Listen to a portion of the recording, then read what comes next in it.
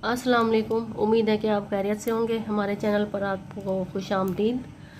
और आज हमारा टॉपिक है परवीन शाकिर, खुशबू की शायरा। खुशबू की शायरा के नाम से ये मशहूर हैं।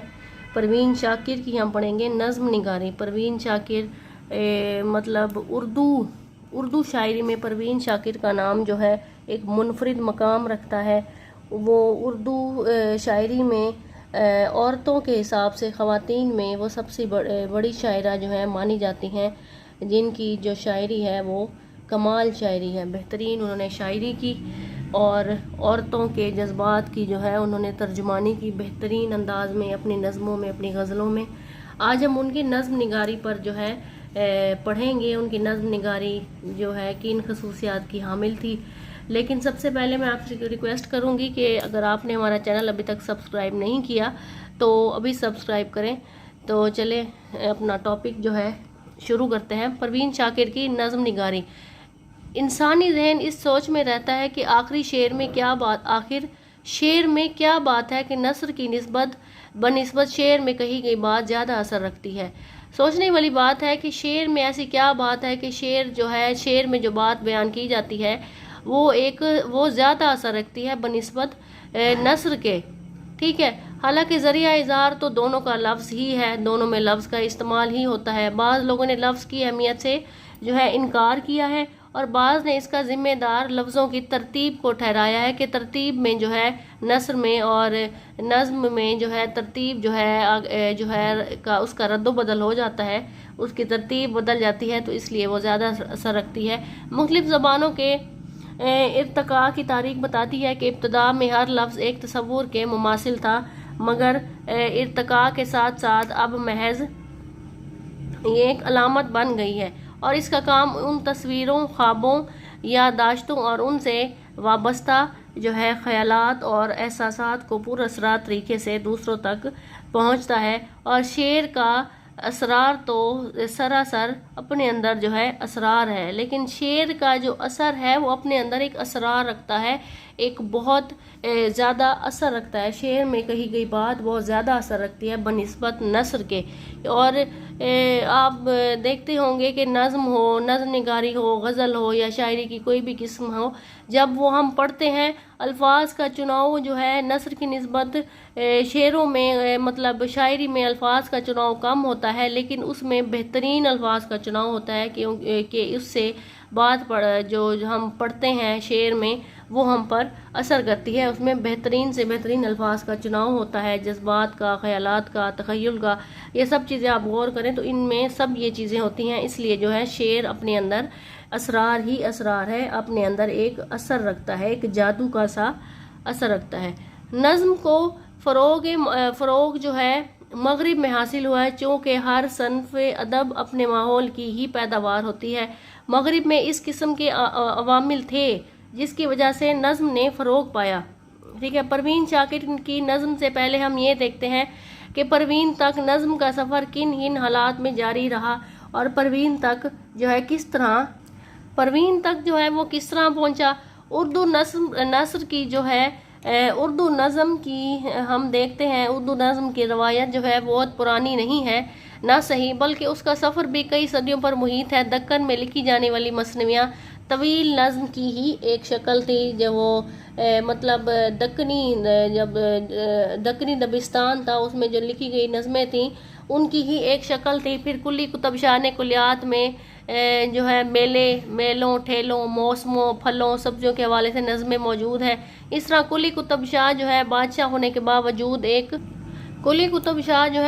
होने के साथ साथ एक दरवेश शायर नज़ीर अकबराबादी का पेश रू जो है करार पाता है। जब लोग गज़ल के हुस्न में उलझे हुए थे, नज़ीर अकबराबादी ने उन मौज़ूआत पर भी नज़में लिखी। नज़ीर अकबराबादी नज़्म निगारी की तरह में एक बहुत बड़ा नाम, बेहतरीन उनकी नज़में होती हैं। हर मौजू पर उनकी नज़में हैं। आपने अपने निसाब में भी पिछली क्लासों के पढ़ी होंगी, जिस पर एक शायर सोच भी नहीं सकता था। उनकी नज़मों में आम इंसानी ज़िंदगी की वाज़ेह झलक दिखाई देती है। उनकी नज़मों की ज़बान सादा और आम है। उनकी नज़मों में आम इंसानी ज़िंदगी का जो है अफसूस जाग उठा है। मोहब्बत अर्जी और मादी मालूम होती है और मज़ाहिर हयात जो है मतलब कुदरत के नज़ारे रक्सा और जौला नज़र आते हैं। ठीक है, ये है जो हमने इक़्तिबास पढ़ा है नज़्म और जदीद नज़्म पर चंद असूली बातें, ये हवाला ये हमने उसमें से पढ़ा है। अनीस दबीर, दयाशंकर नसीम ने भी नज़्म निगारी की। सौदा के कसाइद उनकी गज़ल से जो है मकबूल हुए। मिर्ज़ा मोहम्मद रफ़ी सौदा कसीदे लिखने के हवाले से मशहूर हैं। दरबारी शायर थे, कसीदे वगैरह लिखते थे बादशाहों की मदाह में और जो है अपना इनाम पाते थे। उर्दू नज़्म के बॉयकॉट का आगाज़ अंजुमन पंजाब के मुशायरों से होता है। उर्दू नज़्म का जो बाइकॉट है वो उसका आगाज़ है अंजुमन पंजाब के मुशायरों से होता है। उन मुशायरों में मौलाना मोहम्मद हुसैन आज़ाद, शिबली नोमानी, हाली, इस्माइल मेथी, ये बड़े बड़े नाम हैं। इन्होंने नज़्म को जो है वो अरूज दिया। हाली ने जब नज़्म लिखी तो उसकी वजह ये नहीं कि हाली गज़ल से बेजार थे। हाली ने जो है उर्दू शायरी का मिजाज उसको गज़ल में से निकालने की कोशिश की कि सिर्फ गज़लें ही गज़लें लिखी जा रही हैं, इसमें नए नए मौज़ूआत आने चाहिए। ये हाली का कारनामा है कि उन्होंने सिर्फ गज़लों में से इश्क व मोहब्बत की, हिज्र विसाल की, ये सब इन चीज़ों से निकलने की कोशिश की, नए नए उन्वान लाने की कोशिश की। हाली ने जब नज़्म लिखी तो उसकी वजह ये नहीं कि हाली गज़ल से बेजार थे बल्कि इसलिए कि वो शायरी की हदूद को जो है वसी करना चाहते थे कि उसमें नए नए मौज़ूआत हैं कि हर मौजू है, चाहे वो माशरती हो, सियासी हो, समाजी हो, हर किस्म के जो हालात हैं जो मुल्क पर गुजर रहे हों, चाहे गुर्बत है, चाहे जो भी मौजू आप ले लें, तो हाली ने उसको जो है इसलिए उसकी हदों को जो है वसी करना चाहा कि इसमें हर मौजू समा सके और उस पर हर मौजू पर बात हो सके। मतलब हाली जो है कौम को ख्याल आराई से की दुनिया से निकालना चाहते थे कि हाल की दुनिया में लाना है। वो जानते थे कि शायरी का मकसद क्या है और उनसे कौन कौन से मुफीद काम लिए जा सकते हैं, कलम के ज़रिए जो है क्या क्या काम लिए जा सकते हैं। हाली के बाद इकबाल ने नज़्म को बामे अरूज पर पहुंचाया। अल्लामा इकबाल ने ज़्यादातर मसनवी में अपनी शायरी की। उस मसनवी के बाद जो है नज़में जो है अल्लामा इकबाल ने बहुत लिखी। गज़लों की तादाद कम है। इकबाल ने जदीद नज़्म को एक नए मिलान से मुतारिफ करवाया। इकबाल का ज़हनी निज़ाम बड़ी हद तक हाली की रविश से जो है तामीर हुआ। हाली के जिन्होंने माजी में मुसलमानों के इस्लाफ के कारनामे बयान करके मुसलमानों को अमल पर उकसाया है। मतलब पिछले इस्लाफ जो पिछले बुजुर्ग हैं उनके कारनामे हैं, पिछली जो हस्ती हैं उनके कारनामे बयान करके मुसलमानों को अमल पर उकसाया है। इकबाल ने ये तसव्वुर हाली से और अल्लामा इकबाल ने जो ये असर है वो हाली से अक्स किया है। उन्होंने इस्लामी नज़रिया की तरवीन में हिस्सा लिया कि इस्लामी नज़रिया को जो है उसको तरक्की दी जाए। ठीक है, इकबाल की नज़्म से फ़र्द और कायनात में फ़र्द और कायनात में रब पैदा किया। इकबाल ने खुदी का तसव्वुर दिया। इंसानियत की तामीर के लिए मुसलमान के क्या औसाफ होने चाहिए ये वो आप सब जानते होंगे इकबाल ने अपनी नज़्म में क्या कहने की कोशिश की है। मैं उम्मीद करती हूँ कि आपको टॉपिक समझ आ रहा होगा। फिर भी अगर आपको कोई बात समझ ना आए तो आप मुझे कमेंट कर सकते हैं। कोई भी टॉपिक आप पढ़ना चाहते हैं तो आप मुझे ज़रूर कमेंट कीजिएगा, मैं उस पर ज़रूर कोशिश करूँगी उसमें वीडियो बनाऊँ इंशाल्लाह।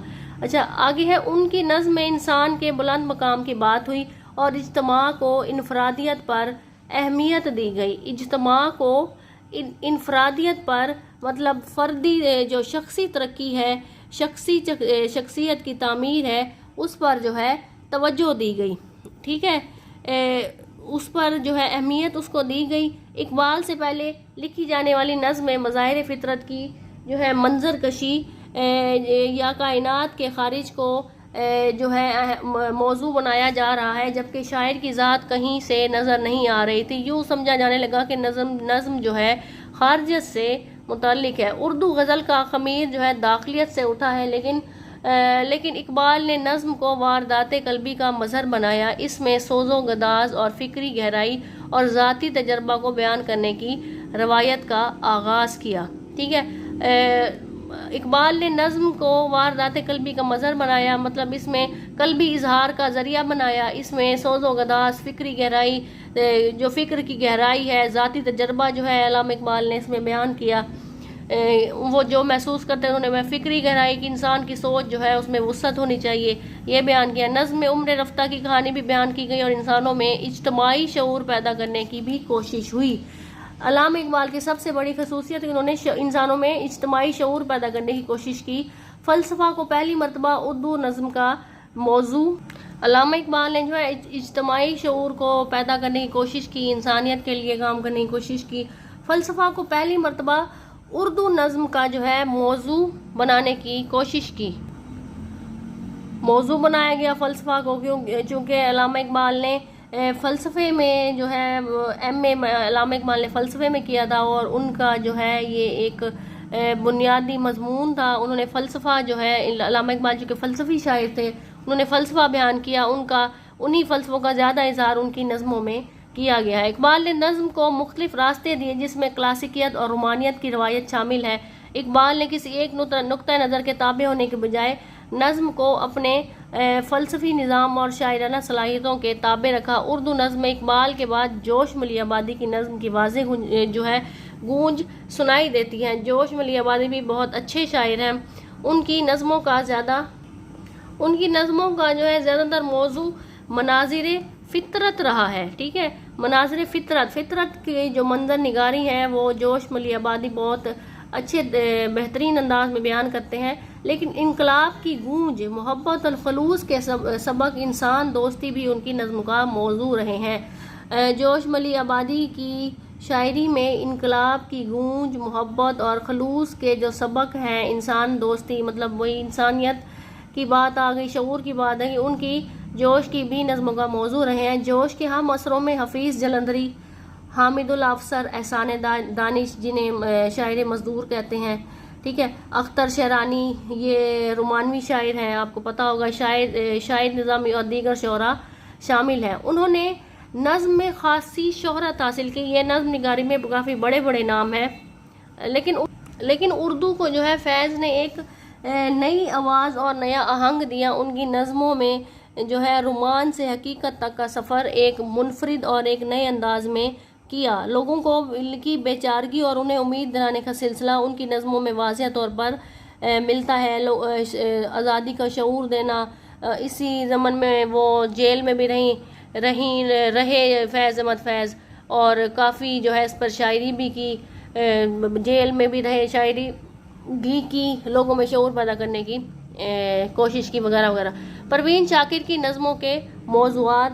परवीन शाकिर ने शायरी का आगाज़ नज़्म से किया। उन्होंने नज़्म की तरफ भरपूर तवज्जो दी। खुशबू, सदबर्ग और ख़ुद कलामी में उनकी नज़में काफ़ी ज़्यादा तादाद में मौजूद हैं। खुशबू की नज़मों में मोहब्बत का, खुशबू जो उनका उन्वान है, उनकी नज़मों में जो है मोहब्बत का रंग छापा हुआ है। सदबर्ग और ख़ुद कलामी में ज़िंदगी की हकीकत को वाज़े बनाया गया है। उनकी जो शेरी ये मजमूए हैं, सदबर्ग और ख़ुद कलामी, इसमें ज़िंदगी की हकीकत को मौजू बनाया गया है। परवीन ने नज़्म को एक मखसूस पहलू तक महदूद रखने के बजाय कायनात के मुख्तलिफ पहलुओं तक फैला दिया है। मनाज़िर फ़ितरत को बयान किया, मोहब्बत को बयान किया, औरत के जज्बात को बयान किया। औरत की जज्बात की जो है बेहतरीन तर्जुमानी परवीन शाकिर ने की।